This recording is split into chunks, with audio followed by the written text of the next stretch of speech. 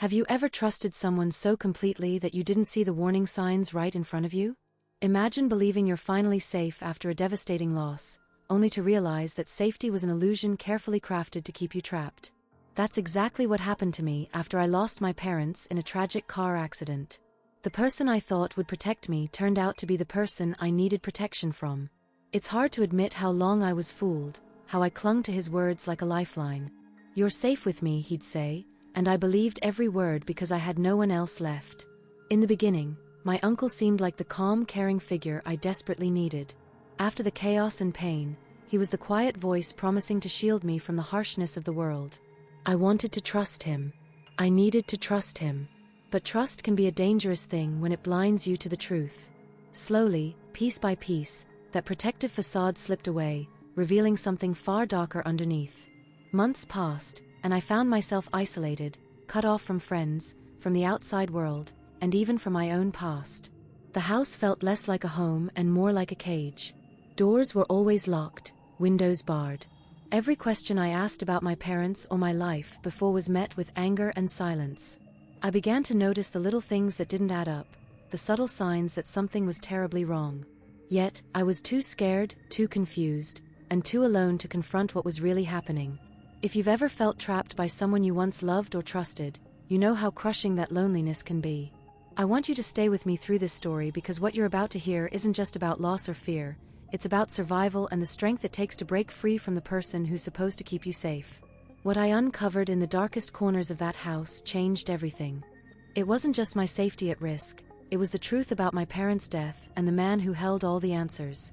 What you will discover next might surprise you, how love can be twisted into control, how protection can become a prison.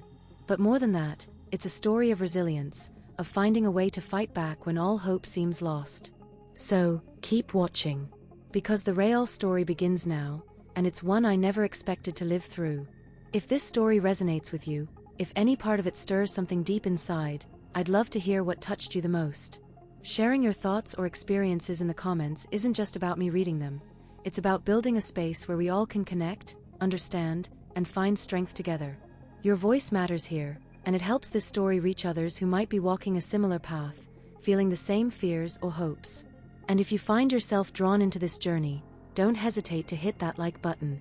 It might seem like a small gesture, but every single like signals that this story matters, that these truths deserve to be heard. It's the kind of support that keeps this channel alive, encouraging me to keep digging deeper, unraveling the layers that too often go unnoticed. Most importantly, if you want to continue exploring this story with me, uncovering the twists and truths still ahead, subscribing means you won't miss a moment. It's not just about numbers, it's about forming a community where we can face these challenges hand in hand, learning and growing with every step. Your engagement fuels this mission. When you comment, like, or subscribe, you're helping more people find this space, a place where resilience isn't just a word, but a shared experience. So please, join the conversation. Because this story isn't just mine anymore, it's ours. And together, we're stronger than the shadows that try to hold us back. The days after the accident blurred into one another, a shifting haze where the edges of time lost meaning. Hospital walls closed in like a cage, sterile and unyielding, while the presence of my uncle filled the room with a kind of suffocating certainty. He moved with calculated calm, the kind that suggested he'd rehearsed every word, every gesture, as if preparing for a role he'd been cast in long before the crash. His offers of help felt less like kindness and more like a transaction. I was a broken piece he intended to fit into a puzzle of his own design. I wasn't ready to fight. I didn't have the energy to question motives or intentions.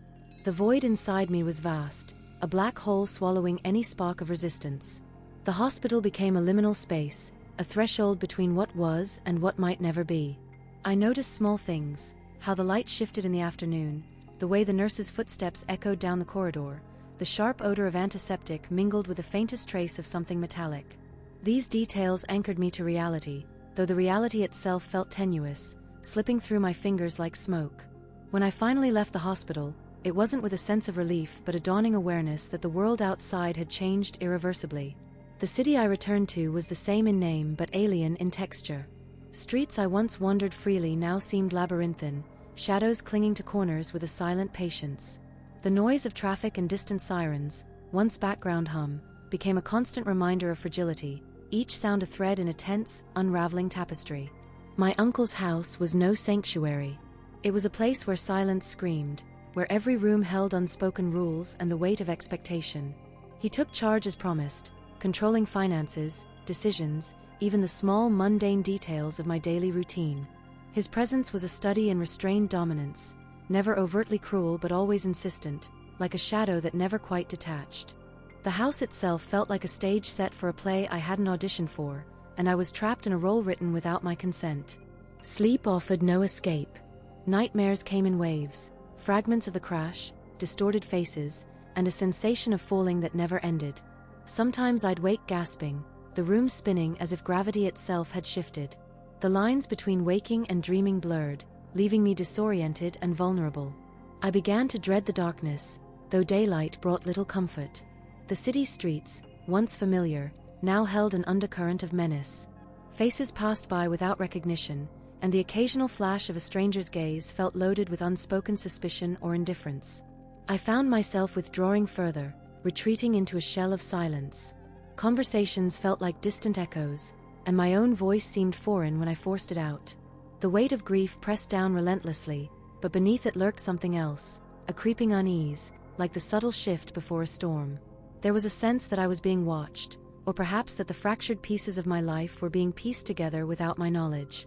The city's pulse felt erratic, as if something just beneath the surface was waiting to emerge. In those moments, I noticed the shadows lengthening in ways that didn't align with the sun's path, the way certain alleys held a stillness that contradicted the city's constant motion. The line between reality and something more ambiguous began to blur, unsettling in its subtlety. My uncle's reassurances rang hollow, his smiles too practiced, his presence too deliberate. There were questions I dared not voice, suspicions I couldn't fully grasp, and a growing tension that wrapped around me like a tightening noose. The people I encountered, neighbors, strangers, acquaintances, carried their own mysteries, their eyes reflecting stories I couldn't read but felt pressing against my own silence. The city seemed to pulse with hidden rhythms, a network of unseen connections and secrets.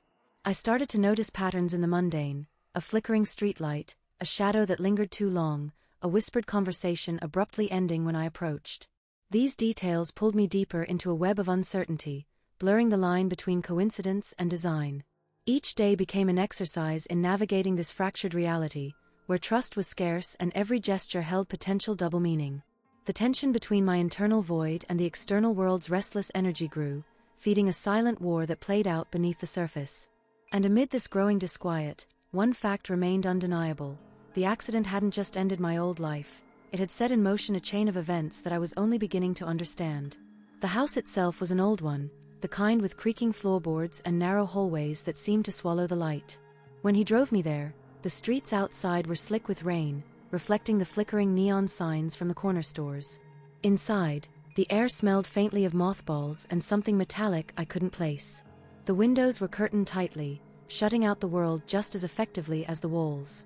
It felt like stepping into a different dimension, one where time moved slower and every sound was amplified: the ticking of clocks, the hum of the refrigerator, even the distant drip of water somewhere behind the walls. He moved with a quiet confidence, as if he owned not just the house but the very space around him. There was a strictness in his manner, the kind that didn't invite questions or hesitation. The first night, I lay on the narrow bed in the dimly lit room, the shadows of the old wallpaper twisting on the ceiling like silent watchers. He said nothing after tucking me in, but his presence filled the room, heavy and unyielding. I wanted to believe he was the guardian he claimed to be, but the silence between us felt like a warning. The days that followed were regimented and unyielding. He insisted on routines, mealtimes at exact hours, strict bedtimes, and a schedule of activities that left little room for deviation. His control extended to every detail: what I wore, what I ate, even the books I was allowed to read. There was an underlying message in all this order, a lesson carved out in discipline rather than kindness.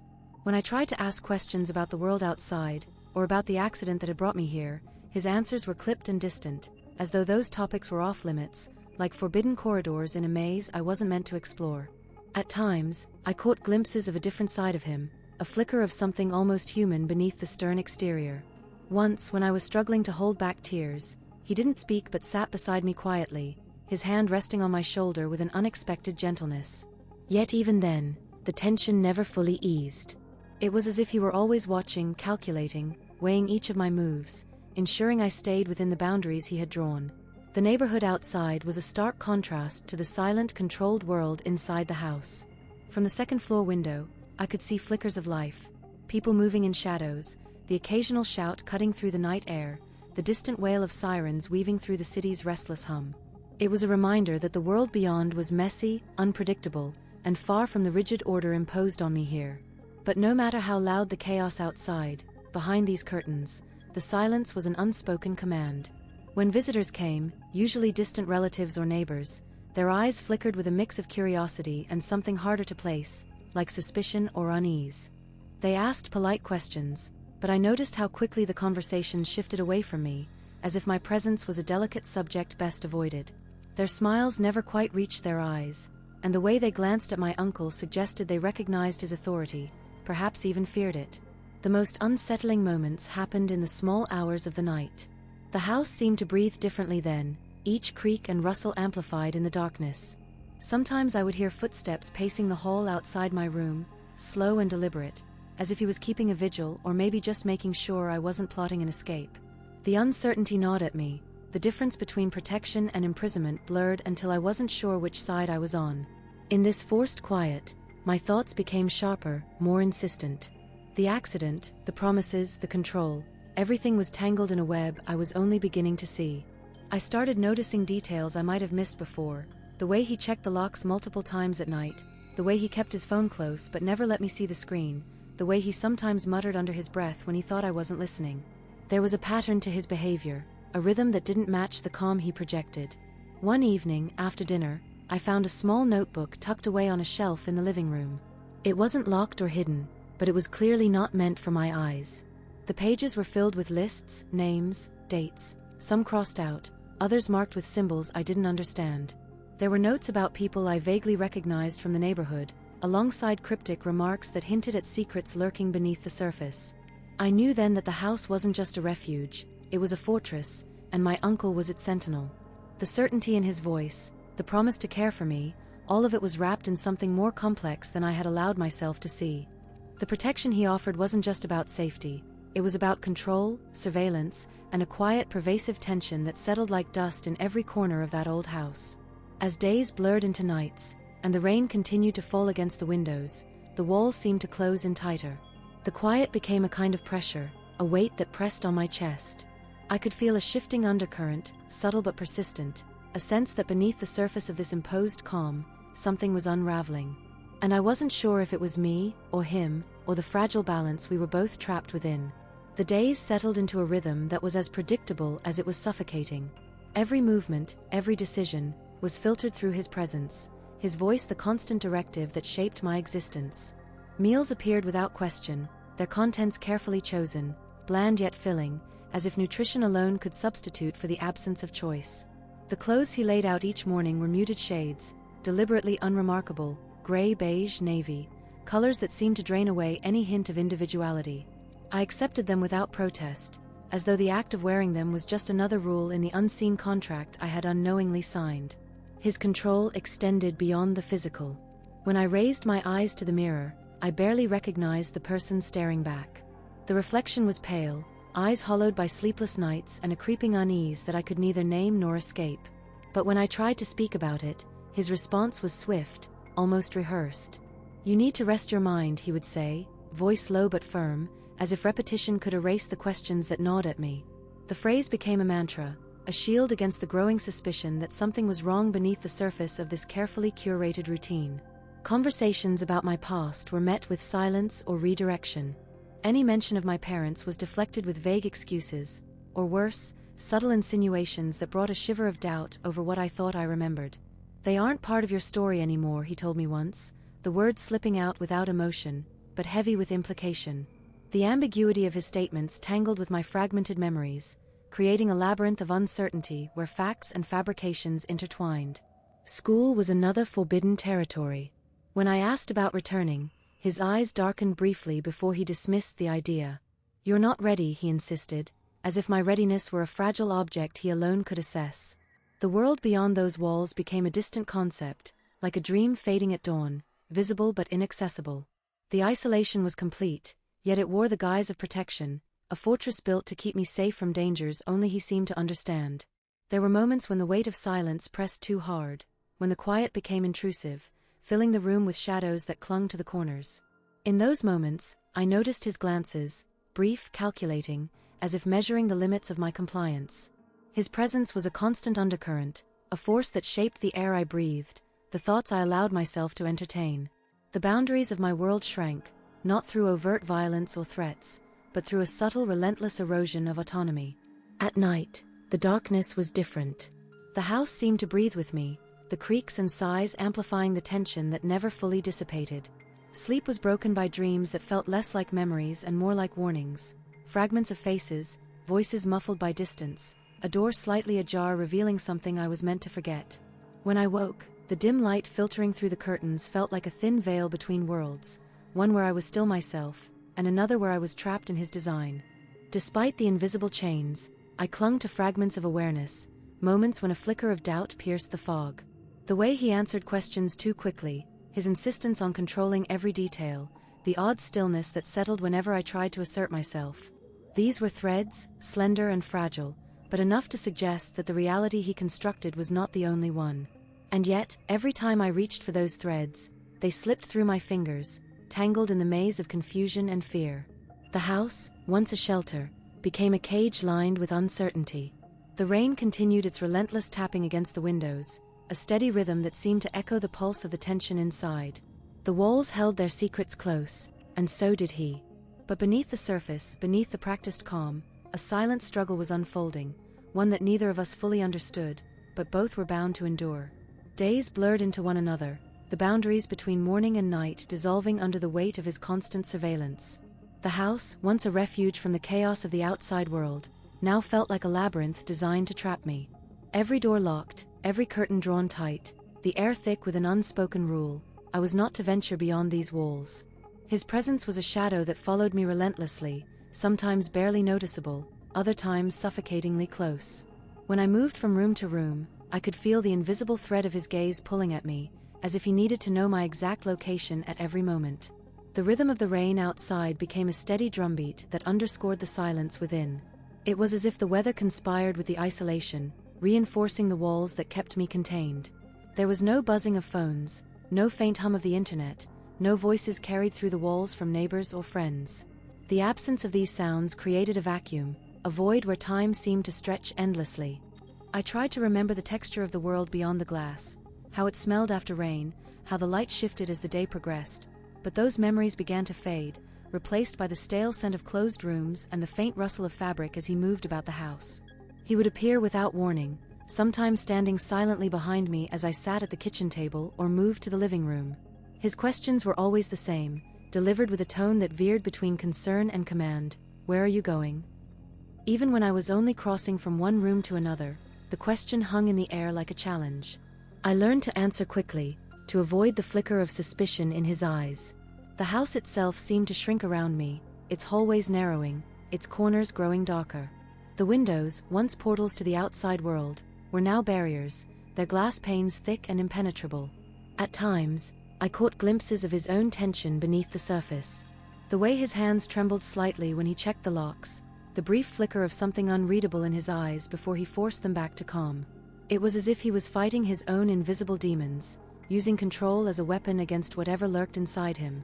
Yet, for all his meticulous care, the atmosphere was charged with an undercurrent of fear. Not just his own, but mine as well.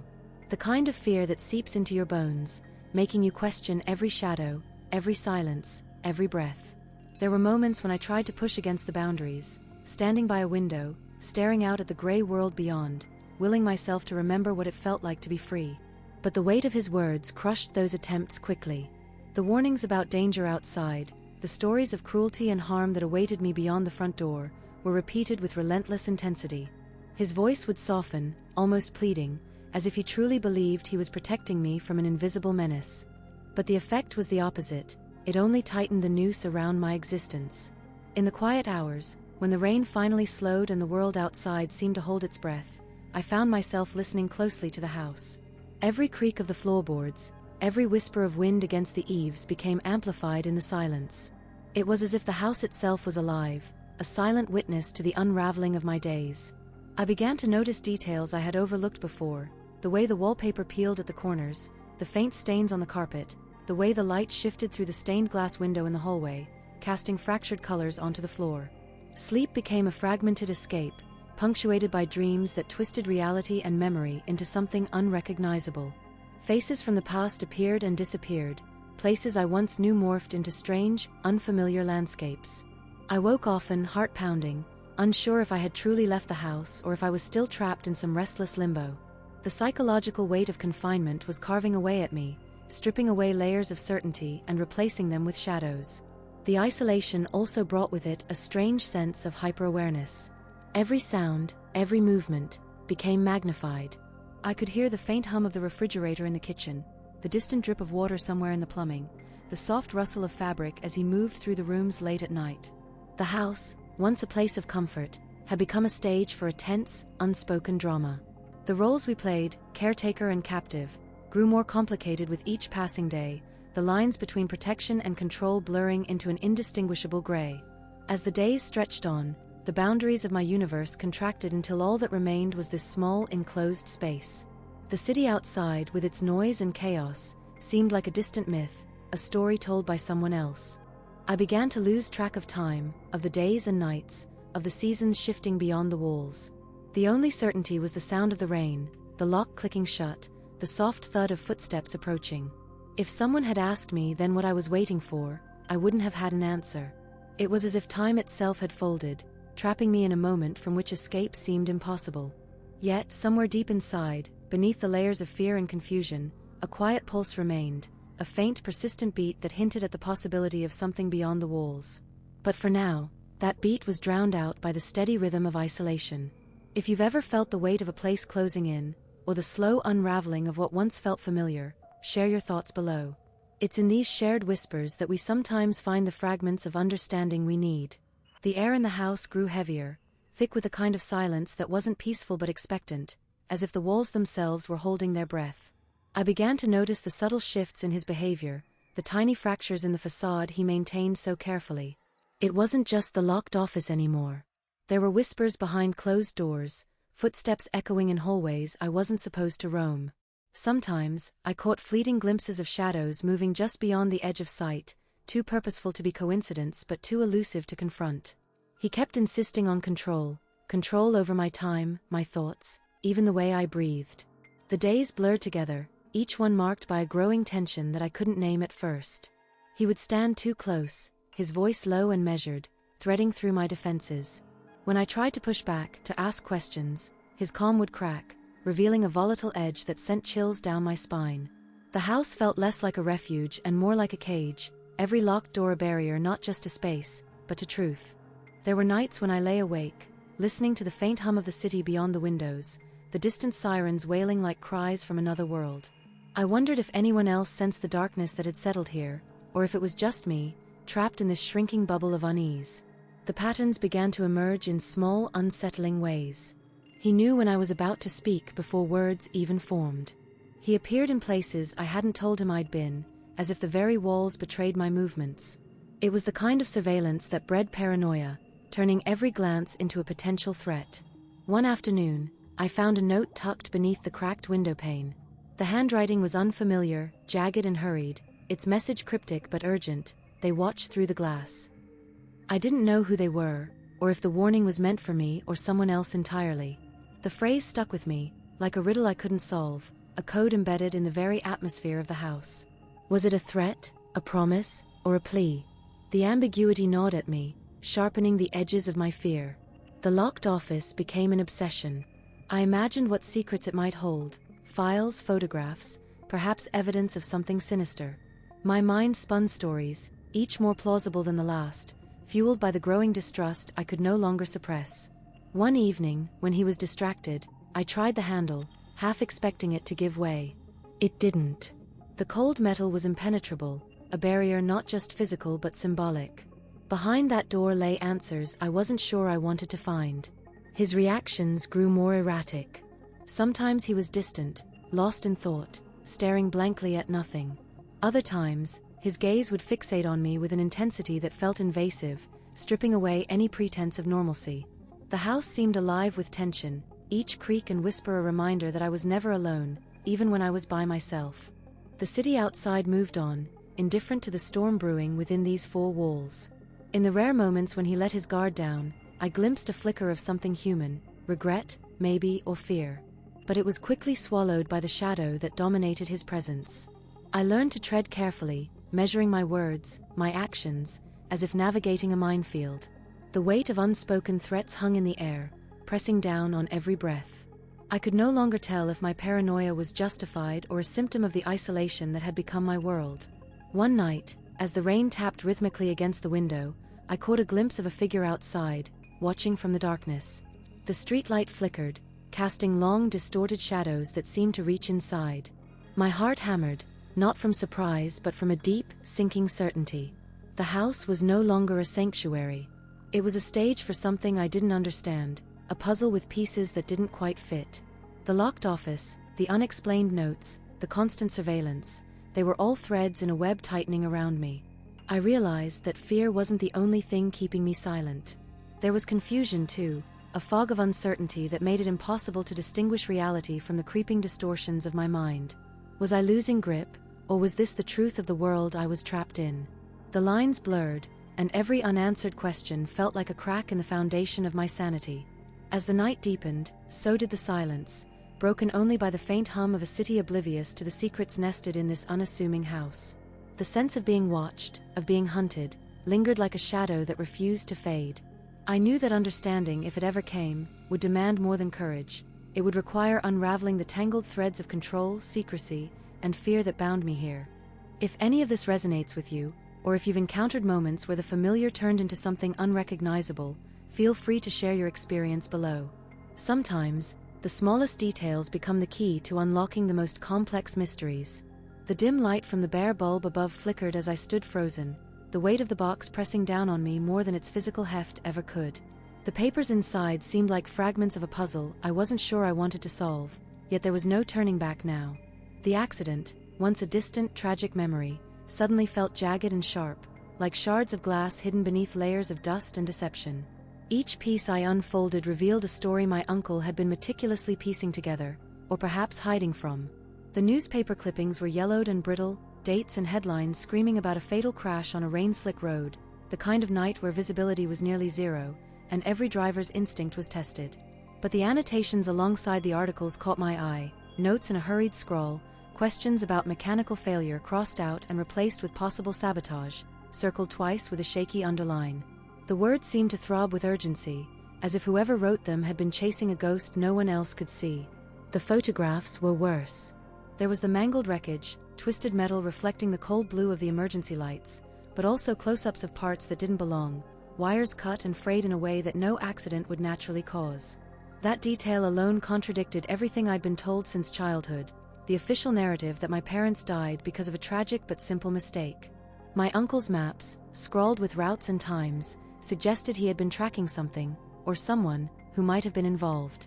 The precise nature of his notes hinted at late-night drives, secret meetings, perhaps even surveillance. Among the objects, one item stuck out, a small tarnished key tied to a faded ribbon. It wasn't labeled, but I recognized it immediately. It was the key to my father's old desk drawer, the one locked since the accident, the one I had never dared to open. The knowledge that my uncle had held onto this key, hidden away in the box, made me question everything I thought I knew about his role in all this. Was he protecting me? Or was he protecting himself? The report was the most chilling. Typed on thin paper, it detailed findings from an independent investigation commissioned quietly after the official case was closed. The analyst's conclusion was unmistakable, evidence of tampering with the car's braking system. The term sabotage was repeated multiple times, with a final note suggesting the involvement of someone with intimate knowledge of the vehicle. That someone had to be close to the family. And if my uncle had this report, hidden away in the shadows, what did that say about his involvement? Questions collided in my mind, pulling me deeper into a labyrinth of doubt. Could I trust the man I had called family all my life? Was his silence born out of fear, guilt, or something darker? The night air in the basement felt colder now, the shadows lengthening as if trying to swallow the truths I had uncovered. I realized that the answers were not just about the past but about the present, about what had been orchestrated and what was still unfolding beneath the surface of our quiet neighborhood. The ticking of an old clock upstairs marked time in a way that felt ominous, each second a reminder that someone out there might be watching, waiting for me to stop digging. The sense of being observed was no longer paranoia but a tangible pressure, pressing at my back as I closed the box. I knew that confronting my uncle would bring more than just explanations. It would expose fractures in the very foundation of what I thought was home. Still, I couldn't ignore the pull. The box was a key, but not to closure, only to the next door, the one hiding in the darkness below the creaking floorboards. As I ascended the stairs, the edges of my vision blurred with a mixture of fear and determination, the quiet hum of the city outside a sharp contrast to the storm gathering inside these walls. Right below, I'm on this journey too. I stared at the papers, the ink smudged in places as if someone had tried to erase the truth itself. The words on those pages were cold and calculated, speaking not of family loyalty or grief but of strategy and possession. My uncle's name appeared in lines discussing trusts and transfer of assets, and beneath that, a network of phone calls and meetings he had kept hidden from me, meetings that coincided suspiciously with the days after the accident. Each detail chipped away at the version of reality I had clung to, revealing a man who masked his intentions behind a veneer of calm civility. The silence in the room pressed down on me, heavy and suffocating.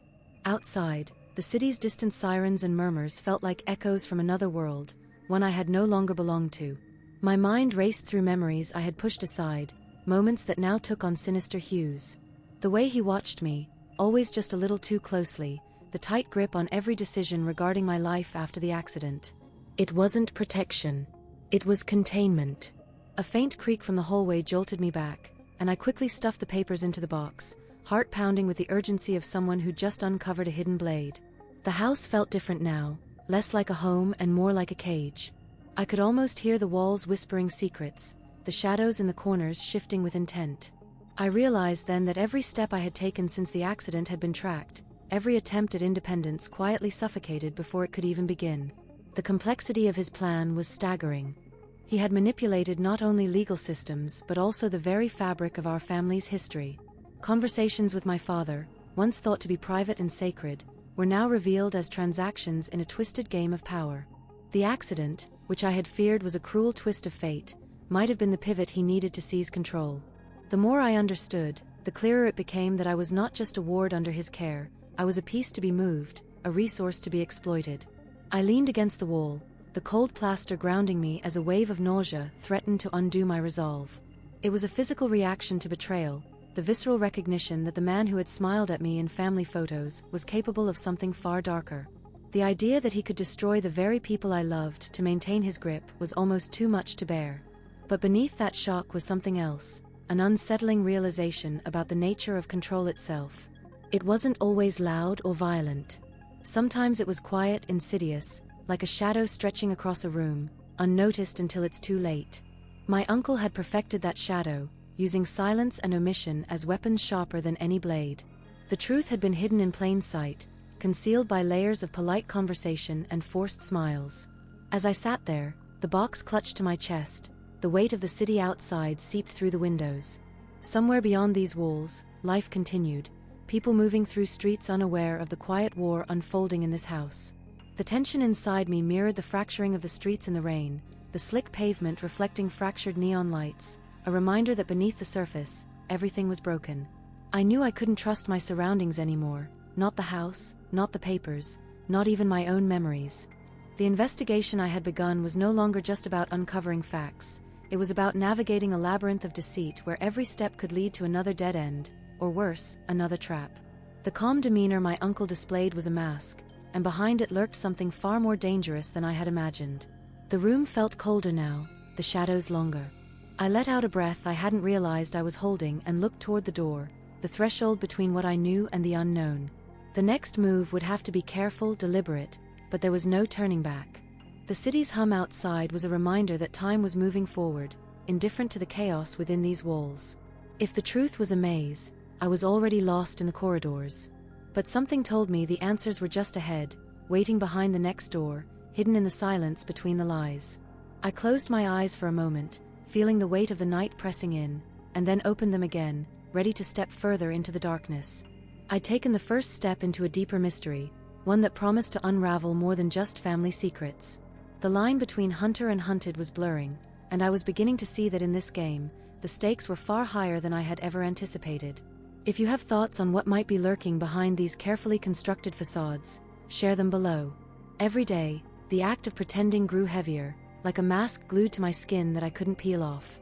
Outwardly, I played the part of the dutiful relative, the eager listener hanging on every word, the one who laughed at jokes that weren't funny and nodded at stories that felt like thinly veiled traps. Inside, I was calculating, measuring, and waiting. His movements were no longer just the casual gestures of a familiar person. They became signals, a language I had to decode to survive. I noticed subtle shifts, the way his eyes flickered when he thought no one was looking, the small, almost imperceptible tension in his jaw when conversations veered too close to certain topics.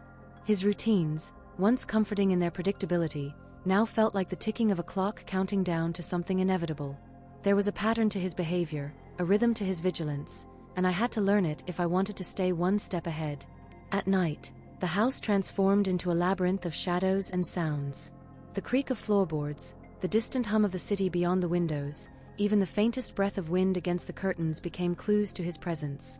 I found myself mapping the layout of the rooms in my mind, memorizing every corner, every potential hiding spot, every escape route. The key to the front door, the spare one under the flower pot, the way the back window didn't quite latch. These details were no longer trivial. They were the thin threads I clung to in the darkness. Sleep came in fragmented bursts, each awakening marked by a sharp intake of breath, a quick glance at the door, a silent prayer that the lock would hold. The boundary between safety and danger was razor-thin. The most ordinary sound, a creaking hinge, a distant footstep, could trigger a surge of adrenaline that left my heart pounding long after the moment passed. I learned to listen for the subtle shift in his breathing, the faint shuffle of his slippers on the floor, the way his silhouette would sometimes linger just out of sight, as if testing the limits of my awareness. During the days, I moved through the house like a ghost myself, my presence barely more than a whisper against the backdrop of his dominance. I smiled at him with a practiced ease that masked the storm inside, laughed when he expected it, agreed when he insisted. The more I played the part, the more I realized how fragile the facade was, how a single misplaced word or a flicker of doubt could unravel everything. The tension was a constant weight pressing down on me, a reminder of the precarious balance I had to maintain. Yet, beneath the surface of this performance, a different kind of observation took root. I began to notice the cracks in his armor, the moments when his control faltered, the glimpses of vulnerability hidden beneath the layers of power. There was a coldness in his eyes, yes, but also a flicker of something else, fear perhaps, or a shadow of regret. These moments were fleeting, easily missed by anyone not paying close attention, but for me, they were windows into the complexity of a man I had once thought I knew. The house itself seemed to pulse with an unspoken history, each room holding echoes of past conflicts and secrets. The worn furniture, the faded photographs lining the walls, the locked drawers that never opened, they all told stories without words. And I was caught in the middle of it all, a silent witness to a drama that played out in whispers and glances, in half-truths and hidden threats. As the days stretched into weeks, the line between acting and reality blurred. The role I played became a shield, but also a cage. I was trapped in this delicate dance, balancing fear and feigned trust, always watching, always waiting. The predator I had once seen through now seemed to sense my vigilance, his own movements growing more guarded, more deliberate. The game had changed, and so had the stakes. In this shadowed world of secrets and surveillance, I realized that survival depended not just on what I could see, but on what I could imagine. The spaces between his actions, the silences, the hesitations, held as much meaning as the words he spoke. And somewhere in that silence lay the next move, the next revelation waiting to emerge from the darkness. Right below, I'm on this journey too. If you've made it this far, I want you to know, you're not alone in this. Sometimes the hardest step is simply deciding that your story matters enough to keep going, even when it feels like the shadows are closing in. This isn't just a story about running away, it's about finding the courage to step into the light, even when it's terrifying. If you feel like you're on this journey too, I'd love to hear from you. Drop a comment below with "I'm on this journey too," so we can share this space, because stories like these grow stronger when we don't face them alone. Your voice matters here, and every message helps remind us all that there's hope beyond the fear. And if this video spoke to you in any way, a like is a simple way to let me know you're here, sharing this moment. It's these connections that keep this space alive, making it a place where stories can be told honestly, without judgment or pretense. There's more to uncover, and if you're ready, there's a video right here that picks up on some of these ideas, diving deeper into what it means to reclaim your power when everything feels lost. Click on it and keep going with me. You don't have to figure it all out at once. We're in this together.